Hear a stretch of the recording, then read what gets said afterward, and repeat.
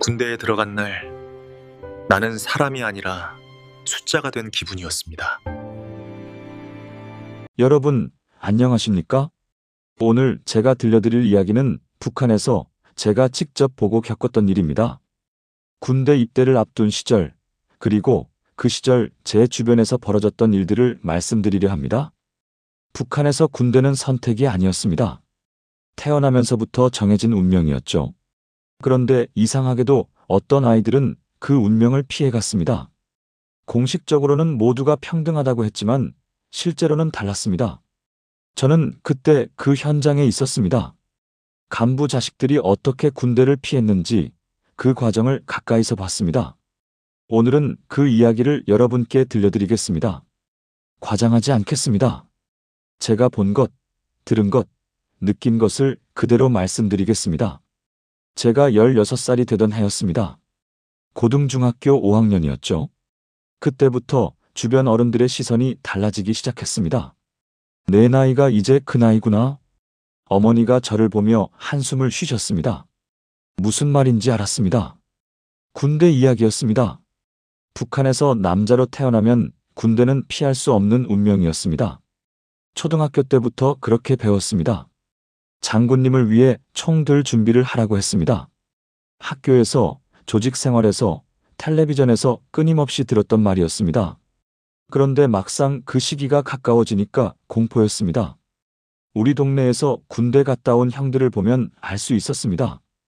떠날 때와 돌아올 때가 완전히 달랐습니다. 얼굴이 검게 타고 몸은 말라 있고 눈빛이 달라져 있었습니다. 제 친구 명철이 형이 7년 복무하고 돌아왔을 때였습니다. 20살에 갔다가 27에 돌아왔는데 40처럼 보였습니다.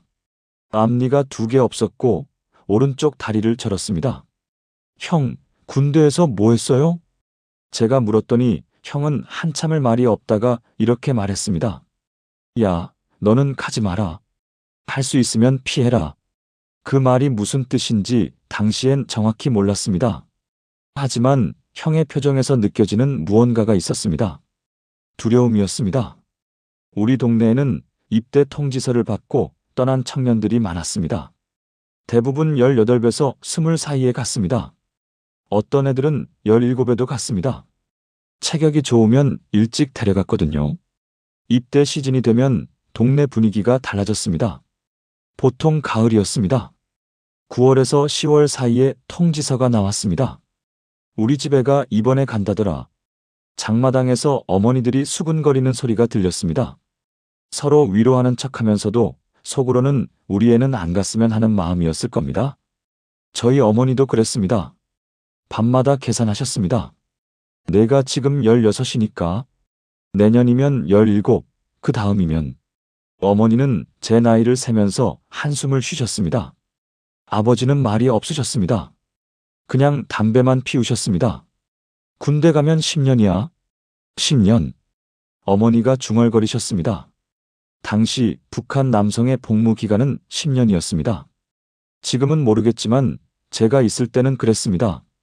10년이면 어떻게 되는지 우리는 알고 있었습니다. 20살에 들어가면 30에 나옵니다. 청춘이 다 날아가는 겁니다. 그 사이에 여자친구는 다른 사람과 결혼하고 친구들은 직장 잡고 가정 꾸리고 나만 시간이 멈춘 채로 있는 겁니다. 더 무서운 건 살아서 나올 수 있느냐는 거였습니다. 우리 동네 성호 형은 군대에서 사고로 죽었습니다. 훈련 중에 총에 맞았다고 했습니다. 시신도 제대로 못 받았다고 했습니다. 그냥 영예롭게 희생했다는 통지서 한 장만 왔다고 했습니다. 성호 형 어머니는 그 뒤로 정신이 온전치 못했습니다. 길에서 군복 입은 사람만 보면 쫓아가셨습니다. 우리 성호 아이가? 그러면서 울었습니다. 동네 사람들이 말렸습니다. 성호 어머니, 정신 차리소. 그 애는 이미. 하지만 어머니는 받아들이지 못했습니다. 아들이 20살에 갔다가 돌아오지 못했으니까요. 이런 이야기들이 쌓이면서 우리는 알게 됐습니다. 군대는 두려운 곳이라는 걸. 가면 제대로 먹지도 못하고 맞고 다치고 때로는 돌아오지 못한다는 걸. 학교에서는 달랐습니다. 선생님들은 군대를 영광스러운 곳이라고 가르쳤습니다. 인민군대는 혁명의 기둥이다. 장군님을 총대로 받들어야 한다. 조회 시간마다 선생님이 외쳤습니다. 우리도 따라 외쳤습니다. 예, 영광입니다. 하지만 집에 돌아오면 분위기가 달랐습니다. 아버지는 조용히 말씀하셨습니다. 아들아, 군대 가면 절대 앞에 나서지 마라. 뒤에 있어. 눈에 띄지 마. 무슨 말인지 알았습니다. 눈에 띄면 더 고생한다는 뜻이었습니다. 더 위험한 일을 시킨다는 뜻이었습니다. 입대를 앞둔 청년들은 몸을 만들기 시작했습니다. 군대 가기 전에 체력을 키워야 살아남는다고 했습니다. 동네 공터에서 턱걸이하고 달리기하고 팔굽혀펴기 했습니다.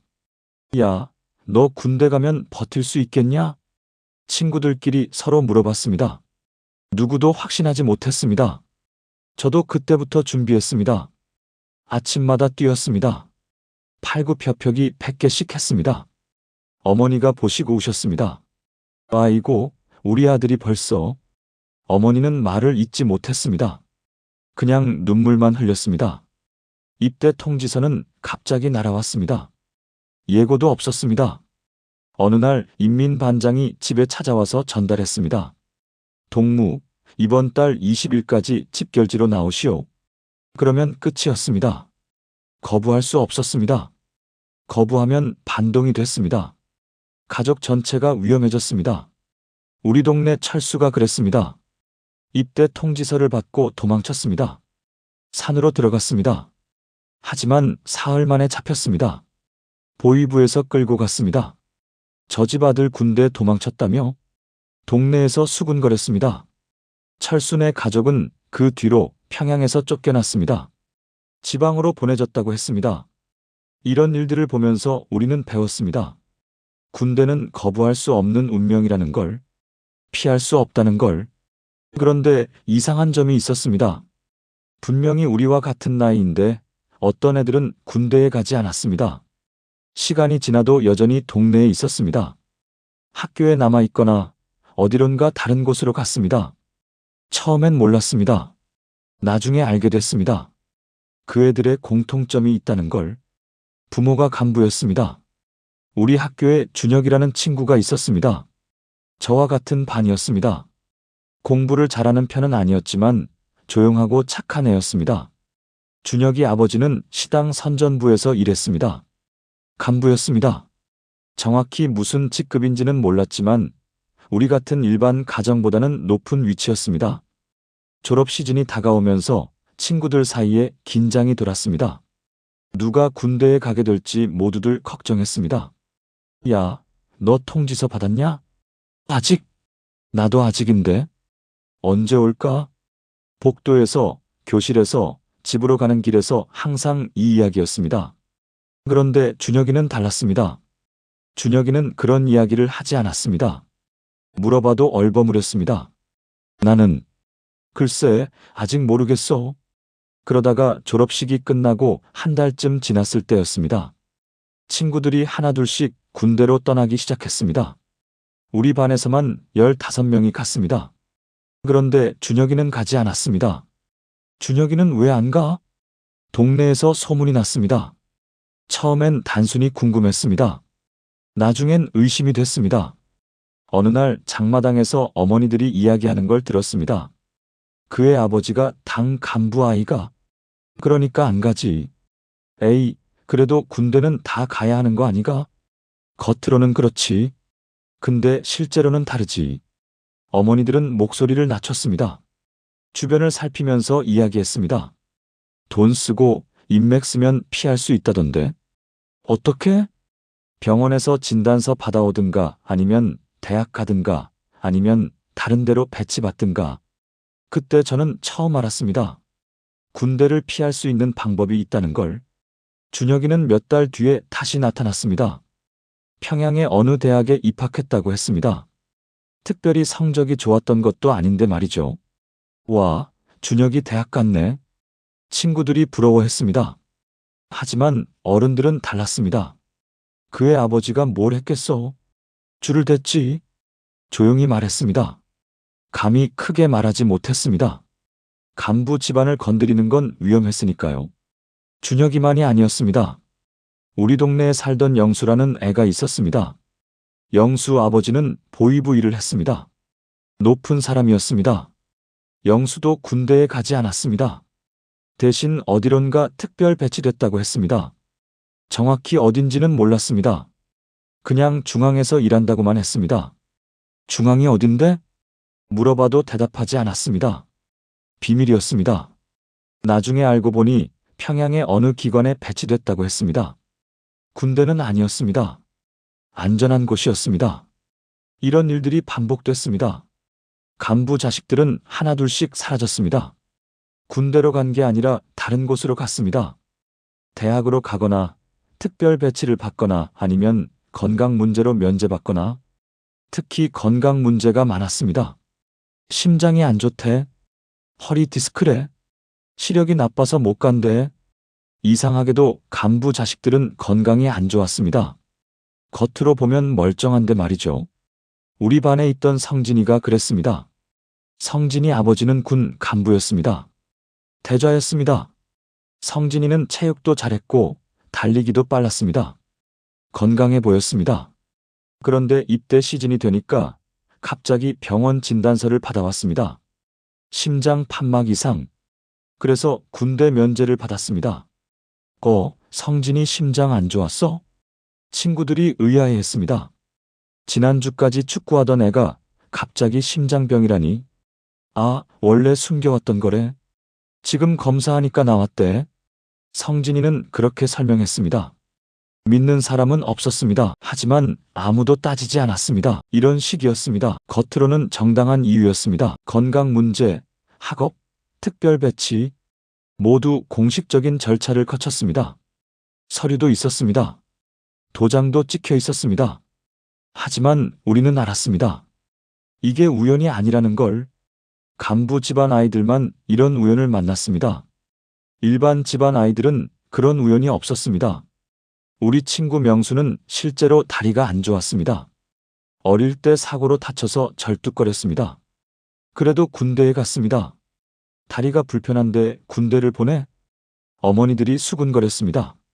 일반 집안이라서 그렇지. 간부 집안이었으면 진작 면제받았을 거야. 이게 현실이었습니다. 학교에서도 분위기가 이상했습니다. 선생님들도 알고 있었습니다. 누가 피할 수 있고 누가 피할 수 없는지. 졸업 전 담임 선생님이 조용히 말했습니다. 너희 중에 일부는 군대에 가고 일부는 다른 길로 갈 것이다. 각자 운명이 다르니까. 운명. 그 단어가 이상했습니다. 운명이라는 게 태어날 때부터 정해진 건가요? 아니면 부모가 누구냐에 따라 정해지는 건가요? 저는 그때 느꼈습니다. 불공정함을. 모두가 평등하다고 배웠습니다.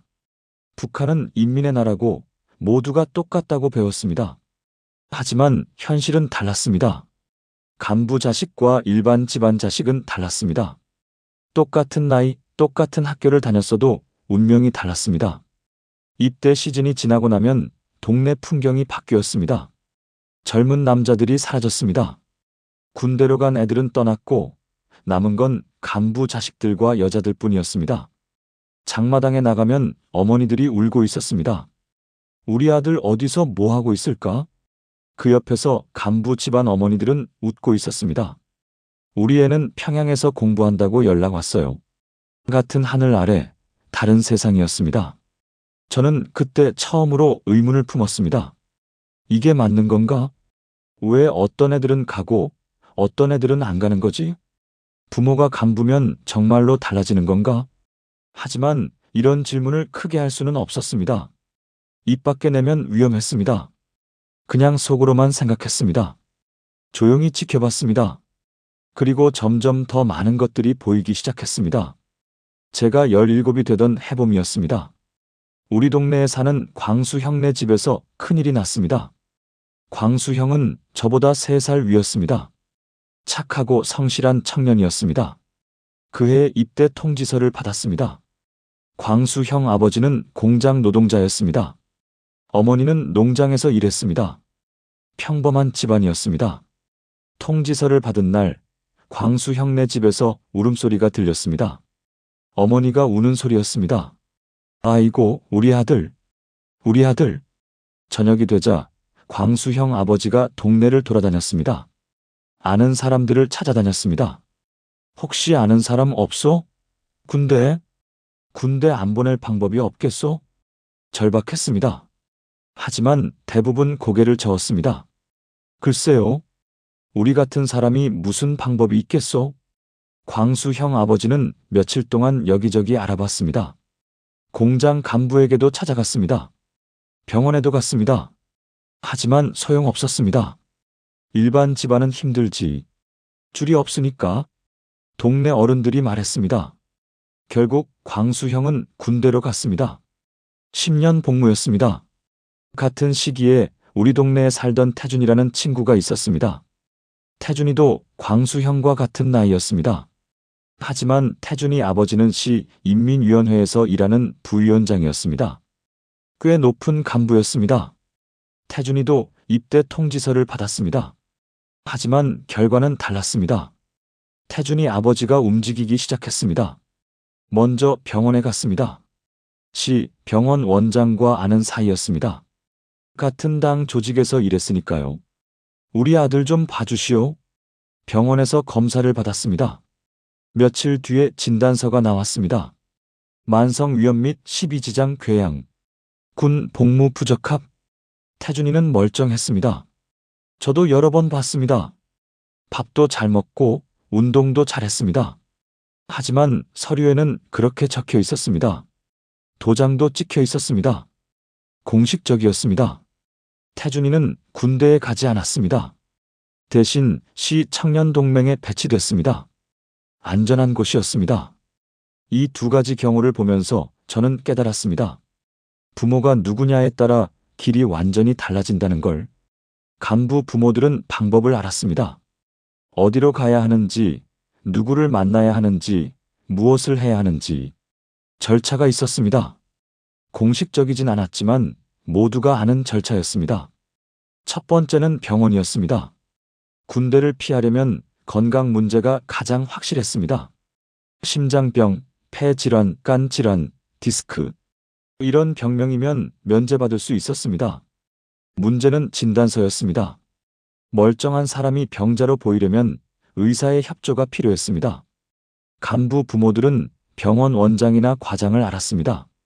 같은 당 조직이거나 같은 학교 출신이거나 아니면 예전에 도와준 적이 있거나 우리 아들 좀 봐주시오. 부탁이요. 그러면 병원에서 검사를 했습니다. 겉으로는 정상적인 검사였습니다. 하지만 결과는 예정돼 있었습니다. 이 친구, 심장이 좀 약하네요. 허리 디스크가 있습니다. 진단서에는 그렇게 적혔습니다. 일반 집안 부모들도 병원에 갔습니다. 하지만 결과가 달랐습니다. 특별한 문제 없습니다. 군 복무 가능합니다. 같은 병원, 같은 검사인데 결과가 달랐습니다. 왜 그랬을까요? 간부 부모들은 뭔가를 줬습니다. 돈일 수도 있었고, 담배일 수도 있었고, 아니면 다른 부탁을 들어주겠다는 약속일 수도 있었습니다.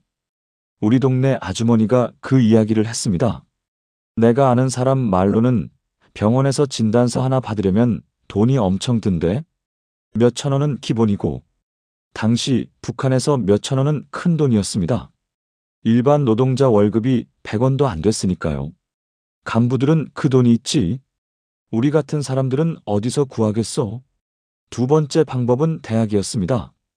대학에 가면 군 입대가 유예됐습니다. 졸업할 때까지는 안 갔습니다. 문제는 대학 입학이었습니다. 성적만으로는 안 됐습니다. 성분도 받고 추천서도 필요했습니다. 간부 자식들은 추천서 받기가 쉬웠습니다. 학교 교장, 당 비서, 인민반장 모두 부모와 아는 사이였으니까요. 우리 아들 추천서 좀 써주시오. 그러면 써줬습니다. 화려한 내용으로 채워서 써줬습니다. 혁명적 열의가 투철하며 학습 태도가 모범적이고 실제로는 공부도 안 하고 조직 생활도 성의 없이 하던 애들인데 말이죠. 일반 집안 아이들은 추천서 받기가 어려웠습니다. 아무리 성적이 좋아도 아무리 모범적이어도 성분이 문제가 됐습니다. 이 학생은 좋은데 집안이 좀 그러면 끝이었습니다. 세 번째 방법은 특수 배치였습니다. 군대 말고도 배치받을 곳이 많았습니다. 중앙기관, 당 조직, 보위부, 보안소. 이런 곳들은 군대보다 안전했습니다. 하지만 이런 곳에 배치받으려면 줄이 필요했습니다. 간부 부모들은 그 줄이 있었습니다. 전화 몇 통이면 됐습니다. 여보시오, 우리 아들 좀 받아주시오. 아, 그쪽 아들이라면 환영이지요. 그러면 배치됐습니다. 안전하고 편한 곳으로. 이런 과정들을 보면서 저는 알게 됐습니다. 공식 절차와 비공식 절차가 따로 있다는 걸. 공식적으로는 모든 게 규정대로 진행됐습니다. 서류도 있고, 도장도 있고, 절차도 정확했습니다. 하지만 비공식적으로는 다른 게임이 벌어지고 있었습니다. 전화통화, 담배 한 보루, 속삭이는 대화, 은밀한 부탁. 이게 실제 권력이었습니다. 제 친구 승호 아버지가 한 번은 이렇게 말했습니다. 이 세상은 아는 사람이 많으면 사는 거야. 줄이 있으면 사는 거고. 맞는 말이었습니다. 간부들은 줄이 많았습니다. 서로 도와줬습니다.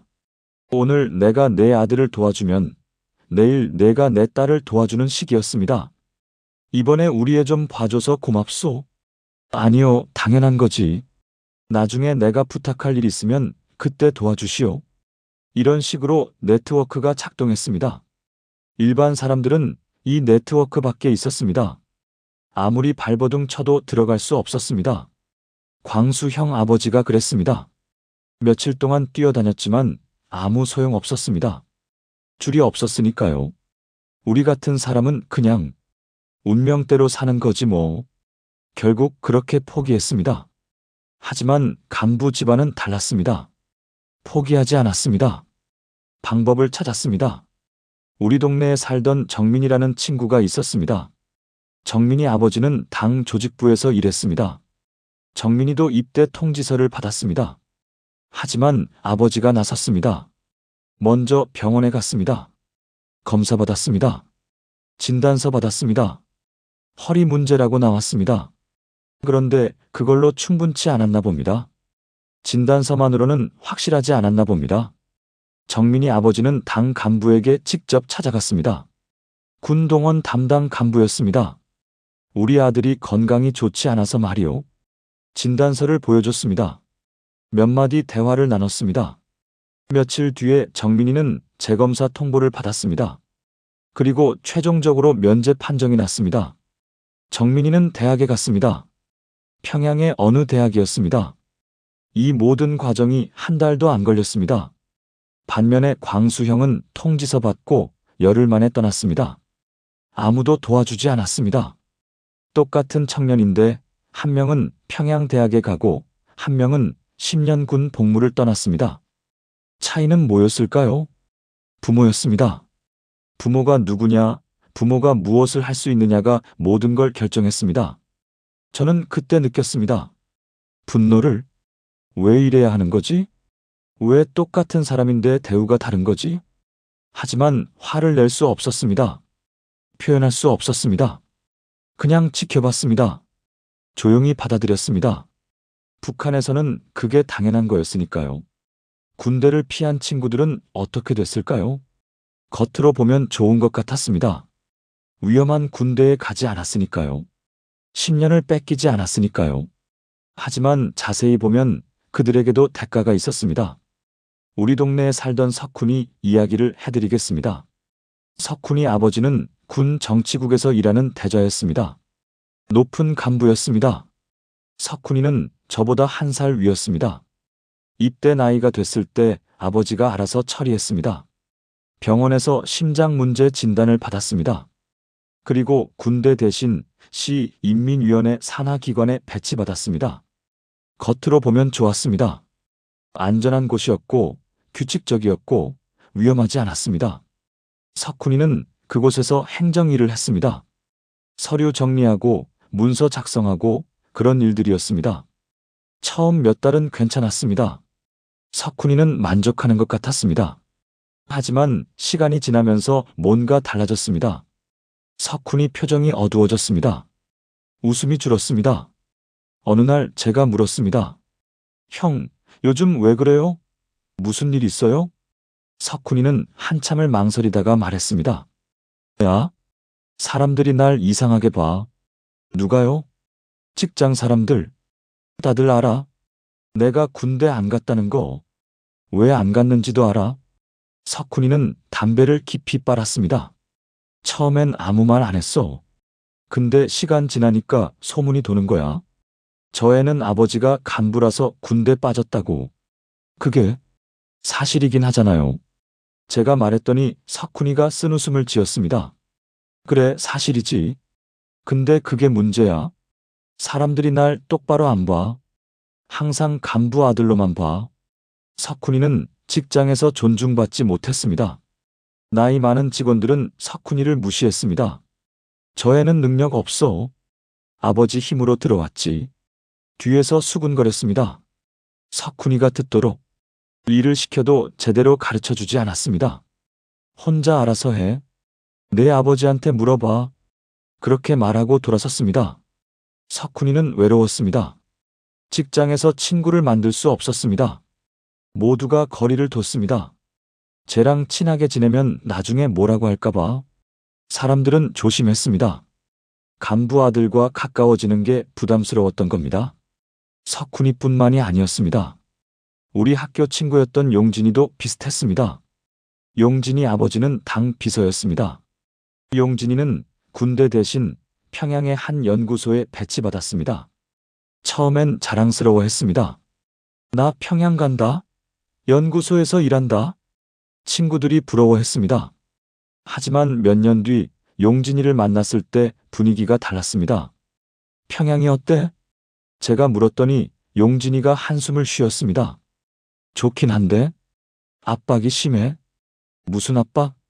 아버지가 간부니까 나한테 기대가 커. 잘해야 한다는 압박. 실수하면 안 된다는 압박. 용진이는 연구소에서 항상 긴장했습니다. 동료들이 자기를 지켜보고 있다는 느낌이었습니다. 실수 한 번 하면 바로 역시 간부 아들은 능력 없어라고 하거든.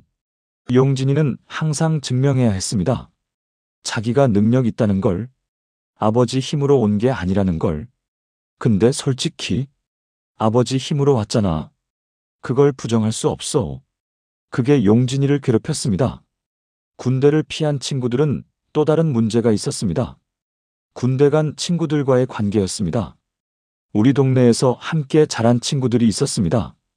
민수, 영철, 상훈, 그리고 준호. 민수, 영철, 상훈은 군대에 갔습니다. 일반 집안 아이들이었으니까요. 준호는 가지 않았습니다. 아버지가 보안서 간부였으니까요. 처음 몇 년은 연락이 됐습니다. 편지도 오고 가끔 휴가 나오면 만나기도 했습니다. 하지만 시간이 지나면서 분위기가 달라졌습니다. 민수가 첫 휴가를 나왔을 때였습니다. 몸이 많이 야위어 있었습니다. 얼굴도 검게 탔습니다. 동네 친구들이 모였습니다. 준호도 왔습니다. 처음엔 반갑게 이야기했습니다. 하지만 분위기가 어색했습니다. 민수가 군대 이야기를 했습니다. 아, 진짜 힘들다. 밥도 제대로 못 먹고 훈련은 살인적이고. 그때 준호가 농담처럼 말했습니다. 그래도 남자는 군대 가야 사람 되는 거 아니냐? 순간 분위기가 싸늘해졌습니다. 민수가 준호를 쳐다봤습니다. 너는 안 갔잖아. 나는 건강 문제로. 건강 문제? 너 멀쩡하던데? 민수의 목소리에 날이 서 있었습니다. 준호는 대답하지 못했습니다. 다들 침묵했습니다. 그날 이후로 민수와 준호는 거의 말을 안 했습니다. 몇 년 뒤 민수가 완전히 제대했을 때 저는 민수를 만났습니다. 준호 요즘 봐? 제가 물었더니 민수가 고개를 저었습니다. 안 봐. 볼 생각도 없어. 왜? 친구였잖아. 친구? 걔는 편하게 있을 때 우린 죽을 고생했어. 그걸 어떻게 똑같이 보냐? 민수의 목소리에는 원망이 있었습니다. 걔 아버지가 간부라서 빠져나간 거 우리 다 알아. 그런데 무슨 건강 문제야? 진짜 건강 문제 있으면 지금도 아파야지. 멀쩡하게 잘 살던데? 민수는 준호를 용서하지 못했습니다.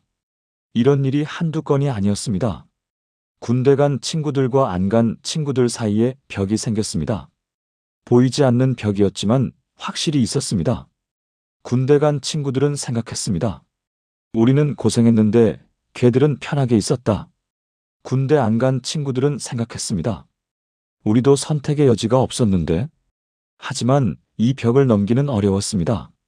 준호처럼 군대를 피한 친구들은 죄책감을 느꼈습니다. 입 밖에 내진 않았지만 속으로는 알고 있었습니다. 나는 운이 좋았어. 부모 덕분에.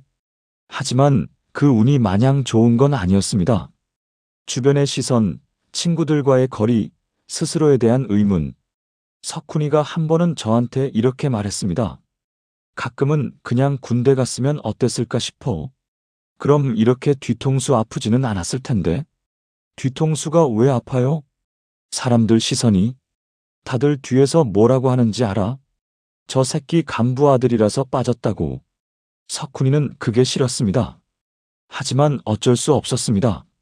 내가 뭐라고 해? 아니에요. 제가 정말 아파요? 아무도 안 믿어. 결국 석훈이는 조용히 살았습니다.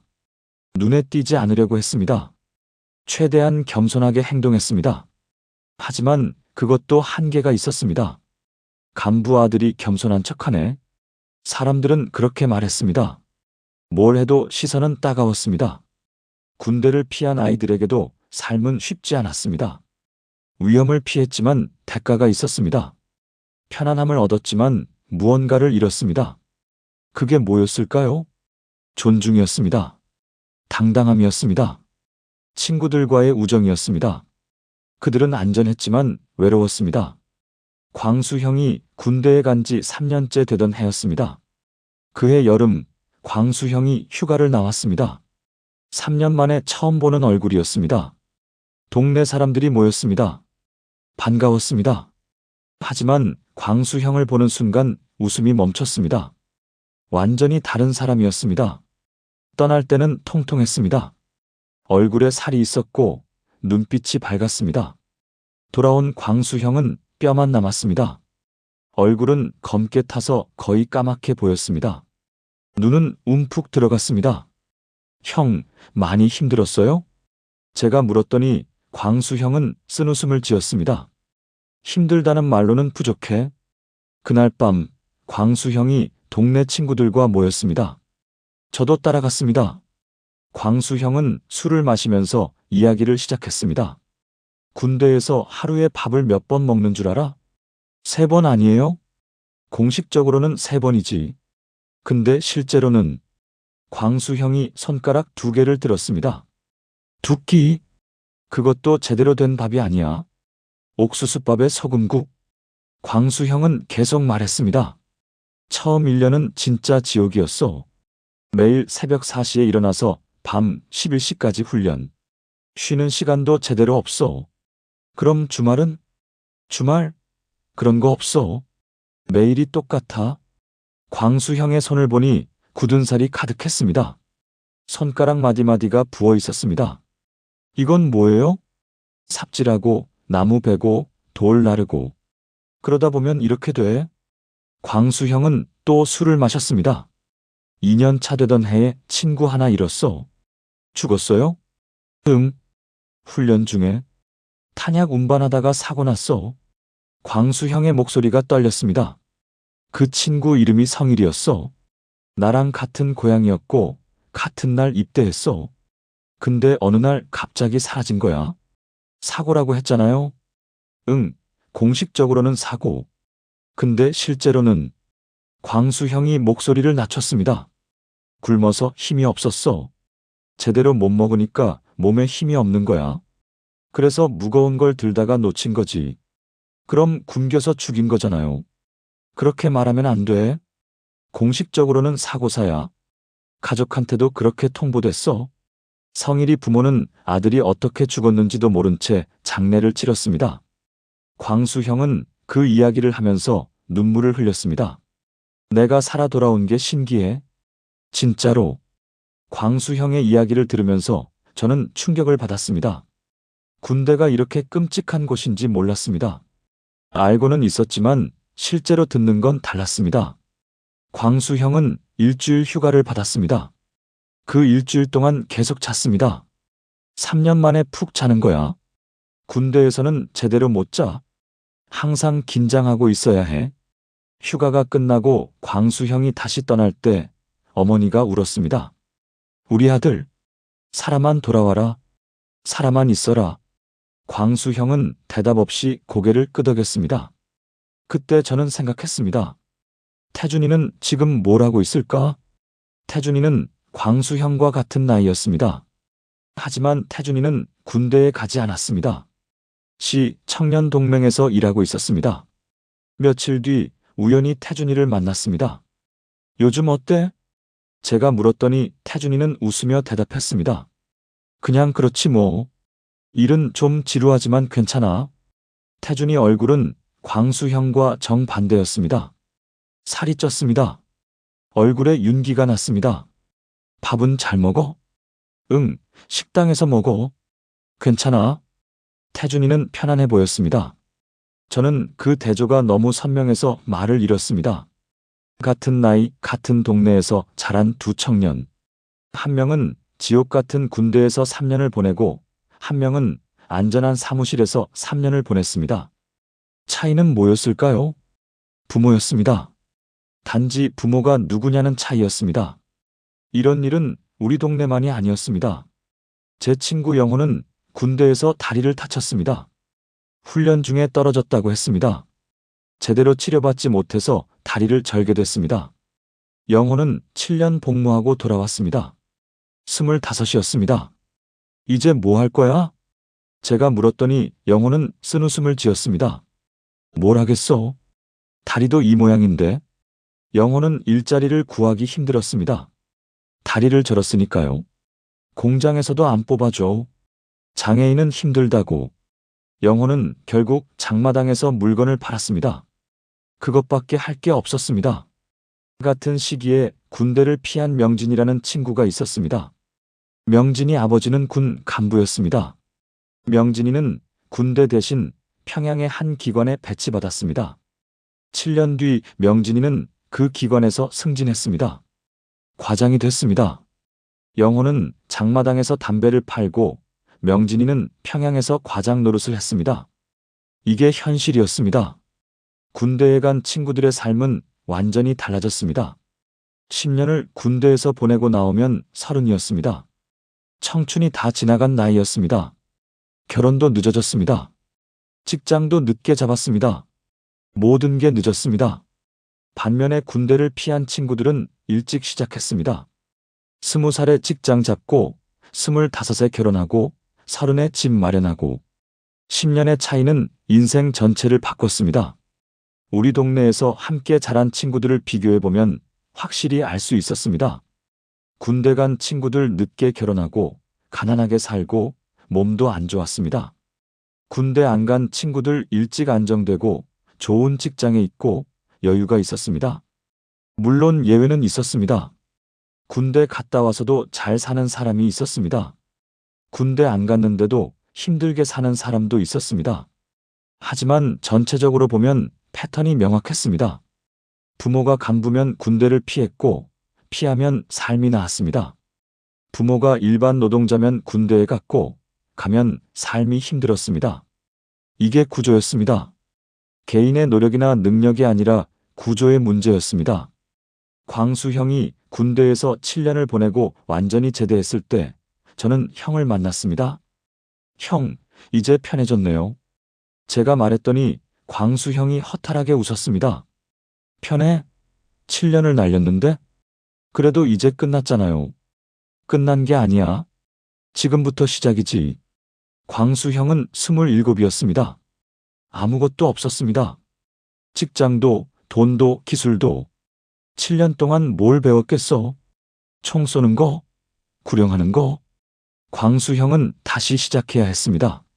27의 나이에. 반면에 태준이는 그때 이미 과장이었습니다. 결혼도 했고 아이도 있었습니다. 광수 형과 태준이는 같은 해에 태어났습니다. 같은 동네에서 자랐습니다.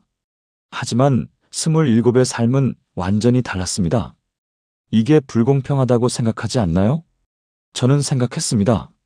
많이 생각했습니다. 이게 맞는 건가? 이게 정말로 평등한 사회인가? 북한은 모두가 평등하다고 가르쳤습니다. 하지만 현실은 달랐습니다. 누군가는 총을 들었고, 누군가는 계산을 했습니다.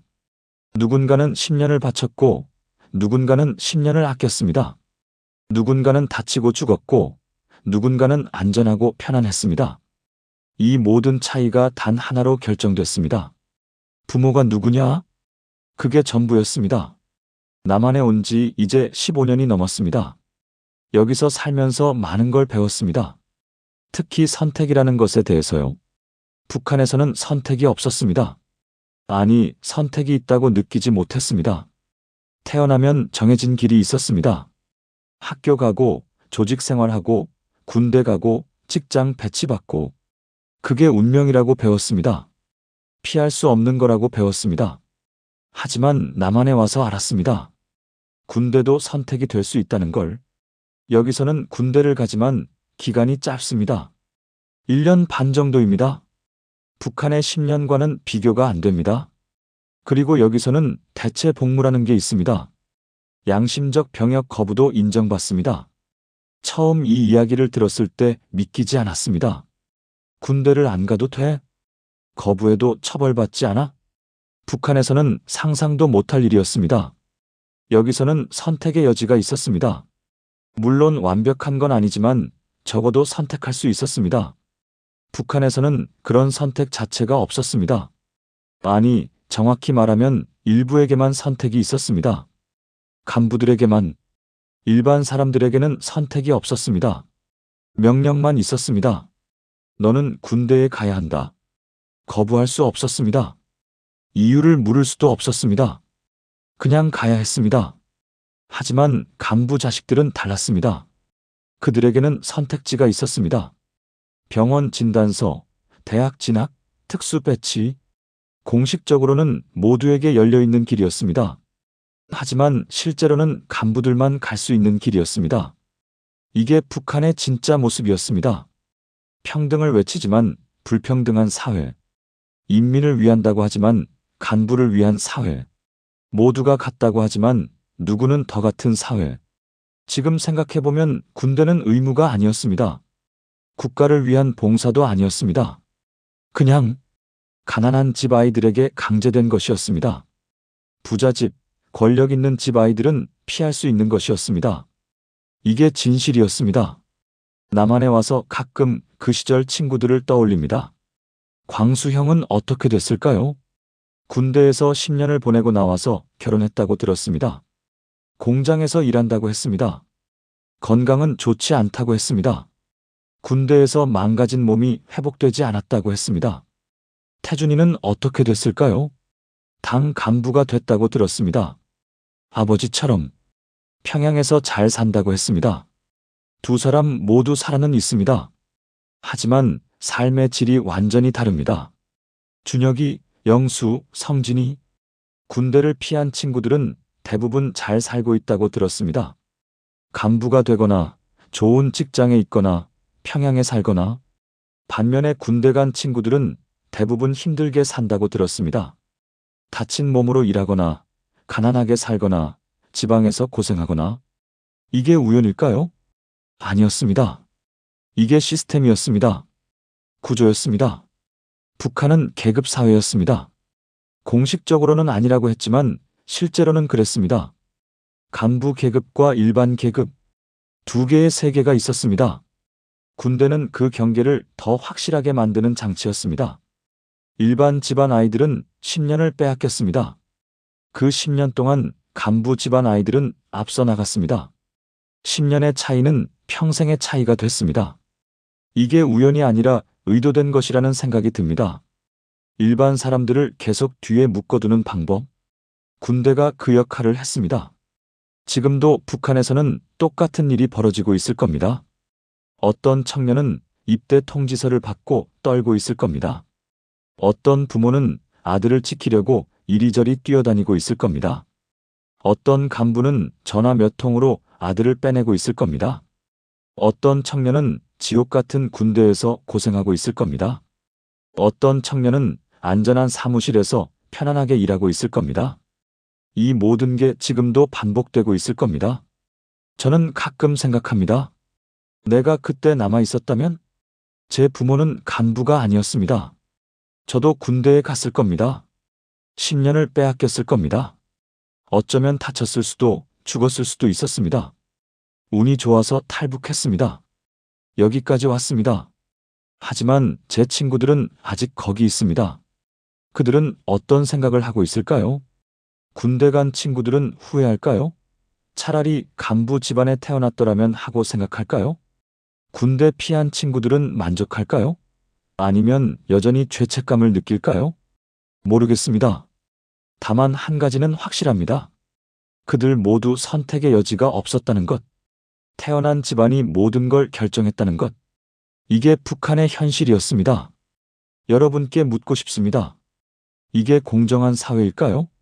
모두가 평등하다고 외치는 나라에서 어떤 아이들은 10년을 빼앗기고 어떤 아이들은 그 10년을 누리는 게 맞는 걸까요?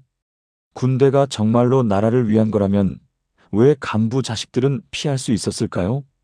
정말로 중요한 의무라면 왜 권력 있는 사람들은 자기 아이들을 보내지 않았을까요? 저는 답을 알고 있습니다. 여러분도 아마 아실 겁니다. 군대는 의무가 아니었습니다. 약자에게만 강요된 짐이었습니다. 그리고 그 짐은 평생을 따라다녔습니다. 지금도 북한 어딘가에서 17살 청년이 입대 통지서를 들고 떨고 있을 겁니다. 부모는 울고 있을 겁니다. 하지만 바로 옆 동네에서 같은 나이의 간부 아들은 대학 입학 통지서를 들고 웃고 있을 겁니다. 부모는 축하하고 있을 겁니다. 같은 하늘 아래 다른 운명. 이게 북한이었습니다. 배경음악 점점 낮아짐. 여러분은 어떻게 생각하십니까? 제가 남한에 와서 몇 년 지났을 때였습니다. 우연히 탈북민 모임에서 한 사람을 만났습니다. 이름은 현우였습니다. 현우는 저보다 5살 많았습니다. 북한에서 군 간부의 아들이었다고 했습니다. 처음에는 서먹했습니다. 간부 집안이라는 말에 저는 본능적으로 경계했습니다. 하지만 현우는 다른 간부 자식들과 달랐습니다. 조용했고 어딘가 무거워 보였습니다. 술자리가 이어지면서 현우가 이야기를 시작했습니다. 나도 군대 안 갔어. 아버지가 알아서 처리했지. 현우의 목소리에는 자랑이 없었습니다. 오히려 부끄러움 같은 게 묻어났습니다. 대학 갔어. 평양으로. 모두가 부러워했지. 근데 현우가 술을 들이켰습니다. 내 친구 중에 철민이라는 애가 있었어. 같은 동네에서 자랐고 어릴 때부터 형제처럼 지냈어. 그 친구는 군대 갔어요? 제가 물었더니 현우가 고개를 끄덕였습니다. 철민이네는 일반 집안이었거든. 탄광 노동자 아들이었어. 현우와 철민은 같은 해에 입대 나이가 됐습니다. 현우는 대학에 갔고 철민은 군대에 갔습니다. 철민이 떠나던 날 나도 배웅 나갔어. 근데 철민이가 날 보는 눈빛이 잊을 수가 없어. 무슨 눈빛이었는데요? 원망도 아니고 부러움도 아니었어. 그냥 체념? 그런 느낌이었어. 너는 안 가는구나. 나는 가는데. 그런 눈빛. 현우는 그날 이후로 철민을 볼 수 없었습니다. 몇 년 뒤 소식을 들었습니다. 철민이 군대에서 사고로 죽었다고 했습니다. 훈련 중에 총에 맞았대. 우발적 사고라고 했어. 현우의 손이 떨렸습니다. 철민이 죽었다는 소식 듣고 나는 평양대학 기숙사에서 혼자 울었어. 며칠 동안. 왜요? 내가 살아있고 철민이가 죽었다는 게 이게 공평하냐는 생각이 들어서. 현우는 그때부터 죄책감에 시달렸다고 했습니다. 나는 왜 살아있지? 나는 왜 안전한 곳에 있지? 철민이는 왜 죽어야 했지? 그 질문은 답이 없었습니다. 부모가 달랐으니까. 그게 답이었어. 근데 그게 답이 되냐? 현우는 결국 탈북했습니다. 북한에서 더 이상 살 수 없었다고 했습니다. 철민이 얼굴이 자꾸 떠올라.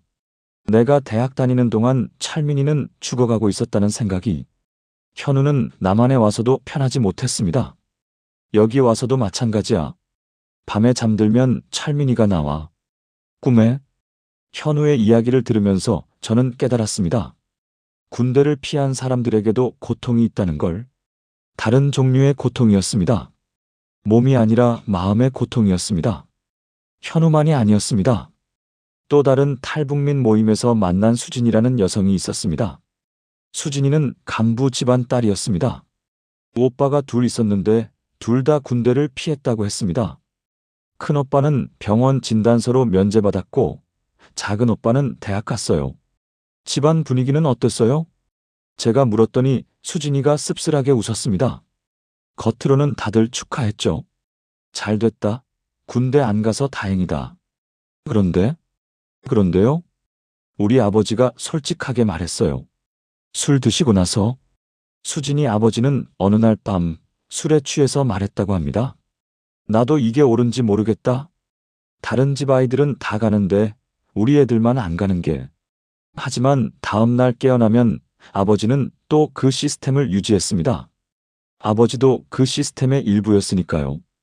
간부로서 그 시스템으로 혜택을 받으면서 살았으니까. 수진이는 오빠들이 군대를 피한 것에 대해 복잡한 감정을 가지고 있었습니다. 한편으로는 다행이라고 생각했어요. 오빠들이 안전하니까. 근데 다른 한편으로는 부끄러웠어요. 왜요? 학교에서 친구들이 오빠 얘기하는 걸 들었거든요. 수진이네 오빠들은 간부 아들이라 군대 안 갔대. 그런 소리. 수진이는 그때 창피했다고 했습니다. 변명할 수도 없었어요. 사실이니까. 그냥 조용히 있었죠. 수진이 큰오빠는 나중에 탈북했습니다. 남한에 먼저 왔습니다. 수진이가 나중에 남한에 와서 오빠를 만났을 때 오빠는 이렇게 말했다고 합니다. 나는 북한에서 비겁하게 살았어. 다른 애들은 군대 가는데 나만 피했잖아. 오빠가 선택한 게 아니잖아요. 그래도 나는 받아들였어. 거부하지 않았어. 그게 비겁한 거야. 수진이 오빠는 남한에 와서도 그 죄책감에서 벗어나지 못했습니다. 이런 이야기들을 들으면서 저는 생각했습니다. 이 시스템은 모두를 불행하게 만든다는 걸. 군대 간 사람들은 몸과 시간을 빼앗겼습니다. 군대 피한 사람들은 마음과 양심을 빼앗겼습니다. 누구도 온전히 행복할 수 없었습니다. 탈북민 모임에서 만난 또 다른 사람이 있었습니다. 진수라는 사람이었습니다. 진수는 보위부 간부의 아들이었습니다. 당연히 군대를 피했습니다. 특수기관에 배치받았어. 안전했고 월급도 괜찮았고 모든 게 좋았지. 하지만 진수의 표정은 어두웠습니다. 근데 나는 항상 알고 있었어. 내가 능력으로 여기 온 게 아니라는 걸. 진수는 직장에서 승진도 했습니다. 빨리 올라갔습니다. 다들 알았어. 내가 보위부 간부 아들이라는 거. 그래서 눈치 보는 거. 진수는 존중받지 못했습니다. 일을 잘해도 아버지 덕분이라고 했고 실수하면 역시 간부 아들은 안 되라고 했어. 진수는 그 시선이 견디기 힘들었다고 했습니다. 나는 내 능력을 증명하고 싶었어. 아버지 없이도 할 수 있다는 걸 보여주고 싶었어. 하지만 불가능했습니다. 이미 아버지 덕분으로 시작했는데 어떻게 아버지 없이 증명해? 진수는 결국 탈북했습니다. 새로 시작하고 싶었어. 아무도 내 아버지를 모르는 곳에서. 남한에 온 진수는 처음부터 다시 시작했습니다. 여기서는 아무도 내 아버지를 몰라. 나는 그냥 나야. 그게 편해. 하지만 진수에게도 상처는 남았습니다. 가끔 생각해. 북한에서 군대 간 친구들. 걔네는 지금 어떻게 살고 있을까? 나는 여기서 자유롭게 사는데. 진수는 그 생각을 떨쳐낼 수 없었습니다. 이 모든 이야기를 들으면서 저는 깨달았습니다. 북한의 그 시스템은 승자가 없다는 걸. 군대 간 사람들은 희생자였습니다. 명백하게. 하지만 군대 피한 사람들도 온전한 승자는 아니었습니다. 죄책감, 부끄러움, 정체성의 혼란. 이런 것들을 평생 짊어지고 살았습니다. 결국 모두가 피해자였습니다. 진짜 승자는 그 시스템 자체였습니다. 사람들을 나누고 서로를 의심하게 만들고 각자의 불행 속에 가두는 시스템. 그게 북한이었습니다. 제가 북한에 있을 때 가장 힘들어 보였던 사람들은 부모들이었습니다. 특히 아들을 둔 부모들. 입대 시즌이 되면 동네 분위기가 달라졌습니다. 긴장감이 돌았습니다. 부모들의 표정을 보면 알 수 있었습니다. 어떤 선택을 해야 할지 고민하는 표정이었습니다. 우리 이웃에 살던 명순의 이야기를 해드리겠습니다. 명수 아버지는 공장 기사였습니다. 기술자였죠. 간부는 아니었지만 그래도 평범한 노동자보다는 나았습니다. 명수가 17이 됐을 때 명수 아버지가 움직이기 시작했습니다. 우리 아들을 군대 안 보낼 방법이 없겠나?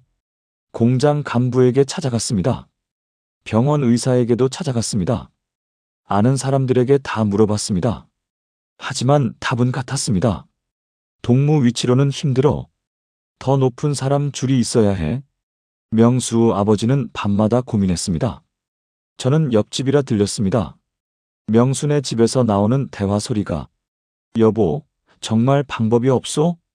명수 어머니가 물었습니다. 내가 뭘 어떻게 해? 줄도 없고 돈도 없고. 그럼 우리 명수는 그냥 가야 한다는 거요? 달리 방법이 뭐가 있어? 명수 아버지의 목소리에는 절망이 묻어났습니다. 아이들은 다 피해 나가는데 우리 애만. 그 집들은 간부들이잖소? 우린 일반 사람이고. 일반 사람이면 아들을 군대 보내야 하는 거요? 대답이 없었습니다. 한참 침묵이 흘렀습니다. 그러다가 명수 어머니가 울기 시작했습니다. 아이고, 우리 아들 10년을. 명수 아버지도 같이 울었습니다. 남자의 낮은 흐느낌이 들렸습니다. 저는 그 소리를 들으면서 가슴이 아팠습니다. 부모로서 아들을 지키지 못한다는 무력감. 그게 얼마나 큰 고통일까요? 결국 명수는 군대에 갔습니다. 명수 부모는 어쩔 수 없었습니다. 떠나는 날, 명수 어머니가 정거장까지 따라갔습니다. 명수야, 살아만 돌아와라. 건강하게만 있어라. 명수 어머니는 울면서 아들을 보냈습니다. 명수 아버지는 집에 남았습니다. 나가지 못했습니다. 차마 못 보겠소? 내 아들이 끌려가는 걸. 명수 아버지는 그날 하루 종일 술을 마셨습니다. 이게 일반 가정 부모들의 현실이었습니다. 반면에 간부 부모들은 달랐습니다. 우리 동네에 살던 성훈의 이야기입니다. 성우 아버지는 당 간부였습니다. 시 당위원회에서 일했습니다. 성우도 입대 나이가 됐습니다. 하지만 성훈의 집 분위기는 명순애와 완전히 달랐습니다. 걱정하지 마. 내가 알아서 할게. 성우 아버지가 어머니에게 말했습니다. 며칠 뒤 성우 아버지가 외출했습니다. 병원에 갔습니다. 그리고 저녁에 돌아왔을 때 진단서를 들고 있었습니다. 됐어. 심장 문제래. 군 복무 부적합이래. 성우 어머니가 기뻐했습니다. 아이고, 다행이다. 정말 다행이야. 성우도 안도했습니다. 아버지, 고맙습니다. 뭘? 당연한 거지. 성우 아버지는 태연했습니다. 마치 당연한 일을 한 것처럼. 저는 담 너머로 그 대화를 들었습니다. 같은 동네, 같은 시기, 같은 입대 통지서. 하지만 부모의 반응이 완전히 달랐습니다. 한 집은 울면서 아들을 보냈고 한 집은 웃으면서 아들을 지켰습니다. 차이는 뭐였을까요? 권력이었습니다. 줄이었습니다. 능력이 아니라 위치였습니다. 간부 부모들에게도 고민은 있었습니다. 하지만 그 고민의 종류가 달랐습니다. 탈북민 모임에서 만난 한 사람이 이야기해줬습니다. 우리 아버지는 군 간부였어요. 대좌였죠? 그의 이름은 동혁이었습니다. 제가 입대 나이 됐을 때 아버지가 고민하시더라고요. 뭘 고민하셨는데요? 나를 군대에 보낼지 말지. 동혁의 아버지는 군인이었습니다. 군대의 중요성을 누구보다 잘 알았습니다. 아버지는 처음에 이렇게 말씀하셨어요. 너도 군대 가야 한다. 남자는 군대를 거쳐야 사람이 된다. 하지만 동혁의 어머니가 반대했습니다. 어머니는 절대 안 된다고 하셨죠. 우리 아들을 그 고생시킬 수 없다고. 동혁의 부모는 며칠 동안 다퉜다고 합니다. 아버지는 원칙을 말했습니다. 군인의 아들이 군대를 피하면 안 돼. 그건 비겁한 거야. 어머니는 현실을 말했습니다. 비겁하든 말든 내 아들 안전이 먼저요. 다른 간부들도 다 자기 아들 안 보내는데 왜 우리만? 결국 어머니가 이겼습니다. 아버지가 결국 굴복하셨어요. 어머니 울면서 매달리니까 동혁은 병원 진단서를 받았습니다. 군대를 피했습니다. 근데 아버지가 그 뒤로 나를 제대로 안 보셨어요. 왜요? 실망하신 거죠. 아들이 비겁하게 군대를 피했다고. 동혁과 아버지 사이에는 벽이 생겼습니다. 아버지는 나한테 항상 이렇게 말씀하셨어요. 너는 군대도 안 갔으니 더 열심히 살아야 한다고. 그게 동혁에게는 압박이었습니다. 군대 간 애들보다 더 잘해야 한다는 압박. 아버지의 실망을 만회해야 한다는 압박. 동혁은 그 압박을 견디지 못하고 결국 탈북했습니다. 아버지는 아직도 북한에 계세요. 이해 못하실 거예요. 내가 왜 떠났는지. 간부 부모들 중에서도 갈등은 있었습니다. 양심과 현실 사이에서, 원칙과 자식 사랑 사이에서. 어떤 부모는 원칙을 택했습니다. 제가 아는 한당 간부는 아들을 군대에 보냈습니다. 간부의 아들이라도 인민의 의무를 다해야 한다. 그렇게 말하고 아들을 보냈습니다. 주변 사람들이 의아해했습니다. 저 사람 힘 있는데 왜 아들을 군대 보내? 하지만 그 간부는 흔들리지 않았습니다. 내가 원칙을 어기면 다른 사람들한테 뭐라고 말하겠나? 그 아들은 7년 복무하고 돌아왔습니다. 건강하게. 간부 아버지는 자랑스러워했습니다. 내 아들은 정당하게 복무했다. 하지만 그 아들은 어떻게 생각했을까요? 저는 그 아들을 한 번 만난 적이 있습니다. 아버지가 원칙 때문에 나를 보냈다는 거 알아요. 그의 목소리에는 원망이 묻어났습니다. 근데 솔직히 억울했어요. 다른 간부 자식들은 다 안 가는데 나만 갔잖아요. 아버지한테 말했어요? 못했죠. 아버지는 그게 옳다고 믿으니까. 그 아들은 결국 아버지와 거리를 뒀습니다. 존경은 하지만 이해는 못하겠어요. 부모들의 선택. 그게 자식들의 인생을 바꿨습니다. 어떤 부모는 권력을 써서 아들을 지켰습니다. 어떤 부모는 무력해서 아들을 보냈습니다. 어떤 부모는 원칙 때문에 아들을 보냈습니다. 각자의 선택에는 각자의 이유가 있었습니다. 하지만 결과는 명확했습니다. 권력 있는 부모의 아들은 대부분 안전했고, 권력 없는 부모의 아들은 대부분 위험했습니다. 명순의 부모처럼 울면서도 어쩔 수 없이 보내야 했던 부모들. 그들의 고통이 가장 컸습니다. 선택의 여지가 없었으니까요. 성운의 부모처럼 권력으로 아들을 지킨 부모들. 그들은 안도했지만 양심의 가책은 있었을 겁니다. 동혁네 부모처럼 내부에서 갈등한 부모들. 그들은 아들을 지켰지만 관계는 잃었습니다. 부모들도 희생자였습니다. 이 시스템 안에서 완벽한 선택은 없었습니다. 군대 이야기를 할 때 빼놓을 수 없는 것이 있습니다. 돌아오지 못한 사람들의 이야기입니다. 북한에서 군 복무 중에 죽는 사람들이 얼마나 많은지 정확한 통계는 없습니다. 하지만 우리 동네만 봐도 몇 명씩은 있었습니다. 제 친구 준호의 형이 그랬습니다. 준호 형은 20살에 입대했습니다. 건강했고 밝았고 미래가 있어 보였습니다. 입대하고 1년쯤 지났을 때였습니다. 준호네 집에 군부대에서 사람이 왔습니다. 유가족입니까? 그 말에 준호 어머니가 주저앉았습니다. 우리 아들이 어떻게 됐어요? 훈련 중 사고로 순직했습니다. 영예로운 희생입니다. 준호 어머니는 기절했습니다. 며칠 뒤 유골함이 왔습니다. 작은 상자 하나. 준호네 가족은 제대로 된 설명도 듣지 못했습니다. 어떻게 죽었는지 말이라도 해주시오. 준호 아버지가 소리쳤지만 소용없었습니다. 군사 기밀입니다. 말씀드릴 수 없습니다. 그게 끝이었습니다. 20살 청년이 떠났다가 상자 하나로 돌아왔습니다. 준호네 집은 그날부터 무너졌습니다. 어머니는 정신을 놓았습니다. 매일 아들 이름을 부르며 울었습니다. 아버지는 술로 세월을 보냈습니다. 준호는 그때 15살이었습니다. 형이 돌아올 줄 알았어. 10년 뒤에 돌아올 줄 알았어.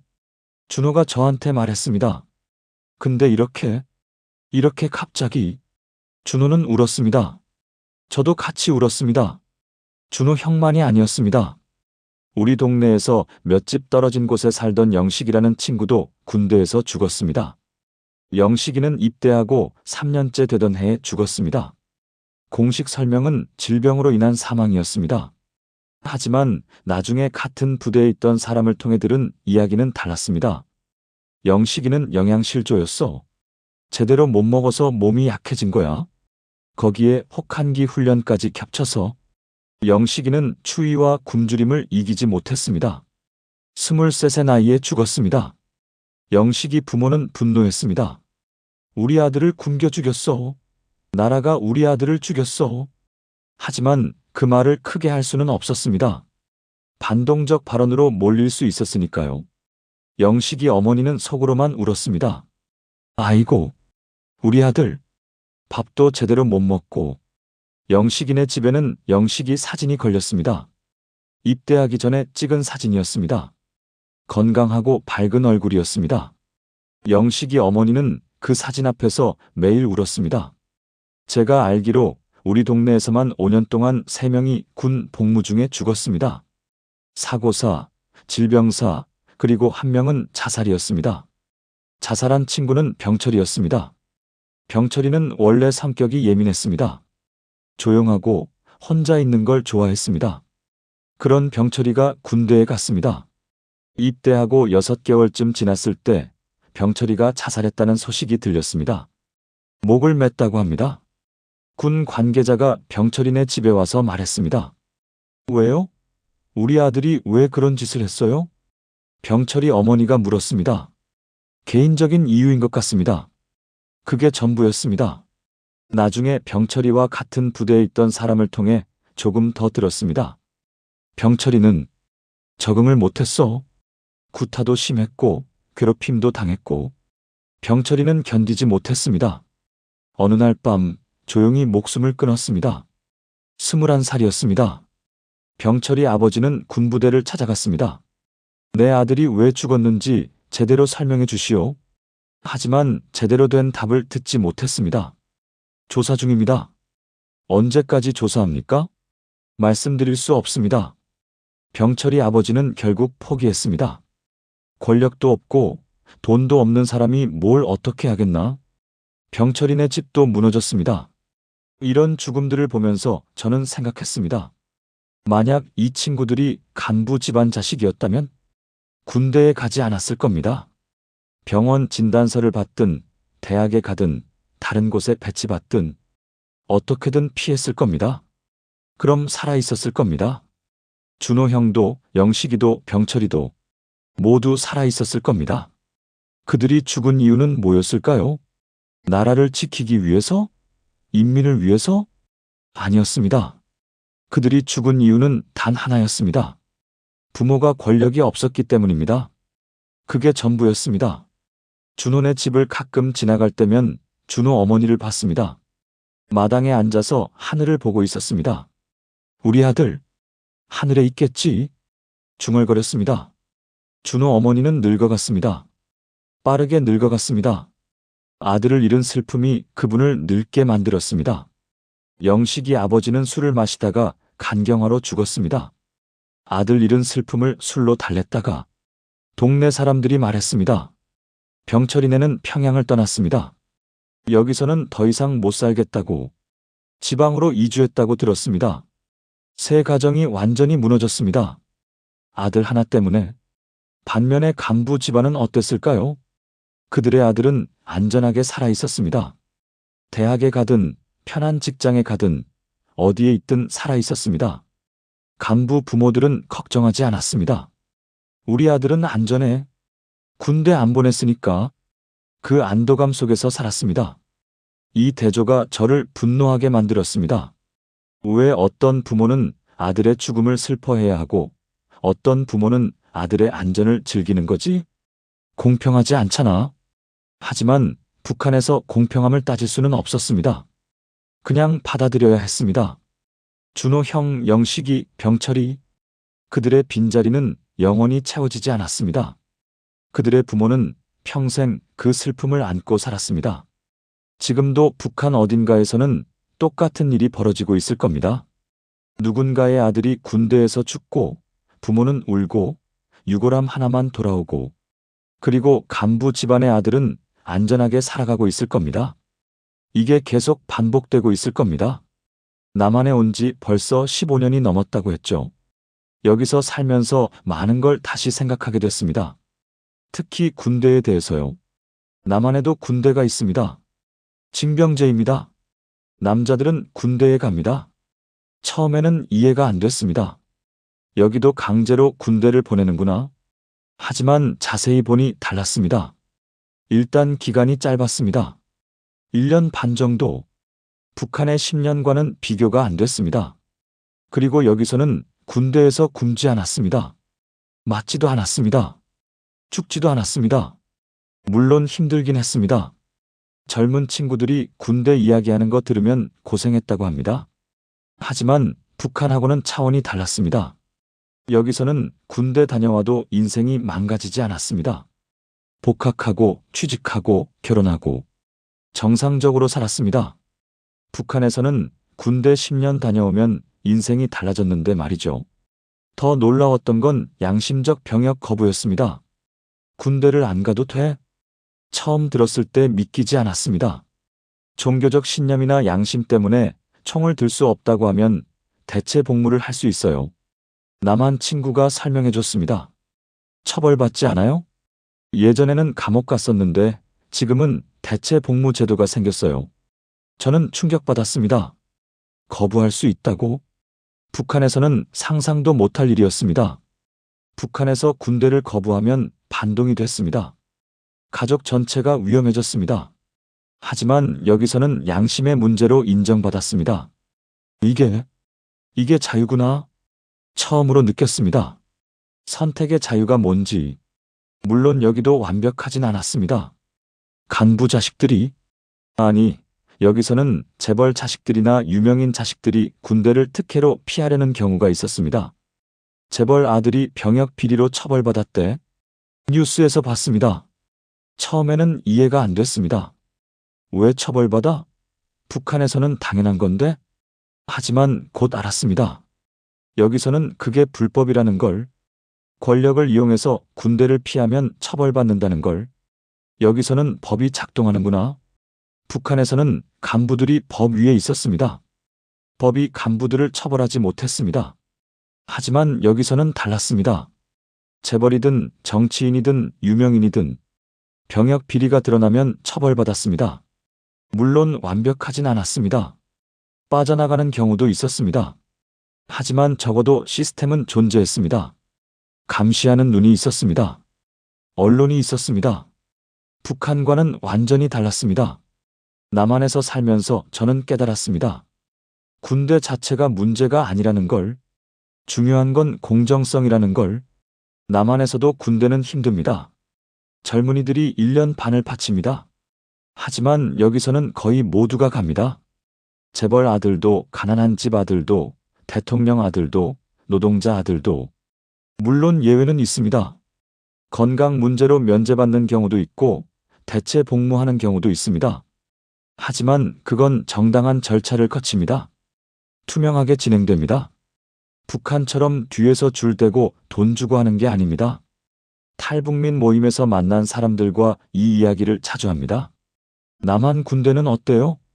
젊은 탈북민들이 물어봅니다. 북한보다 훨씬 나아? 비교가 안 돼? 제가 대답합니다. 근데 여기도 간부 자식들은 특혜 받지 않아요? 받으려고 하는 사람은 있지. 근데 들키면 처벌받아. 북한하고 다른 점이 그거야. 아? 젊은 친구들이 고개를 끄덕입니다. 남한에 와서 가장 좋았던 점 중 하나는 법 앞에서의 평등이었습니다. 완벽하진 않지만 적어도 원칙은 있었습니다. 모든 국민은 법 앞에 평등하다. 헌법에 그렇게 쓰여 있었습니다. 북한에도 헌법이 있었습니다. 거기에도 평등이라고 쓰여 있었습니다. 하지만 현실은 달랐습니다. 간부는 법 위에 있었고 일반 사람은 법 아래에 있었습니다. 여기서는 적어도 원칙을 지키려고 노력했습니다. 저는 가끔 상상합니다.